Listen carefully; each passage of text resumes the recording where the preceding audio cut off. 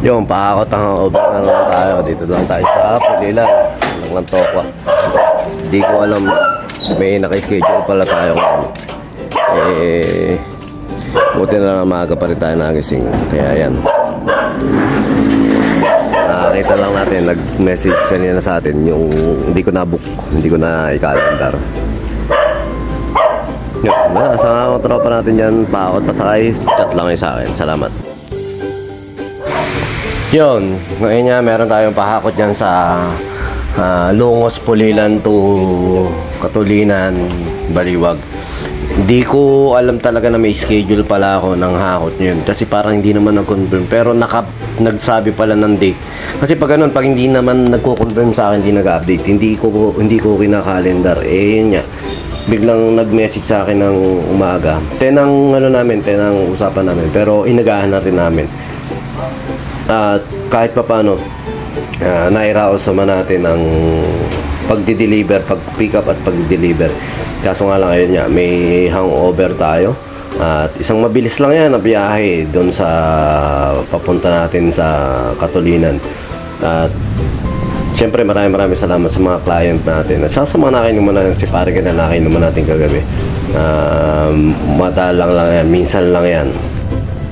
At ayun nga, syempre isang mabilis na biyahe lang yan. Nasa Katulinan na kami. Medyo maganda yung nalipatan nila, maluwag at mahangin-hangin. Doon sa kasi sa pinanggalingan nila, medyo masikip. Tapos 3.5 yung rate.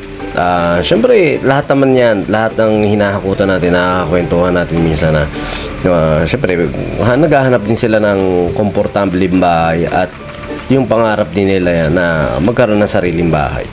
At yun nga, syempre isang mainit na hakutan yan. Tapos hangover nga. Pero ayun nga, blessing sa atin yan talagang yung pahakot. Kasi mabilis lang, on the spot lang tatawag yun sa atin. Hakot kayo ng ganito o ganyan. Di pinagbibigyan natin. At kaya blessing sa atin yung na-discover natin na racket.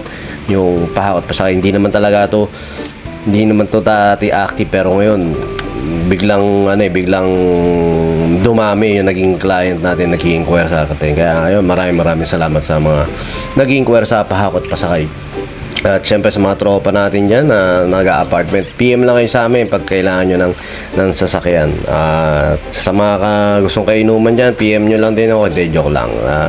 Lalo na tayo sa inom. Last inom ko na to simula kagabi, bukas ulit. At saka yan, basta maraming salamat sa mga nag-i-inquire, sa mga tropa natin dyan, Pahakot Pasakay. Ayan.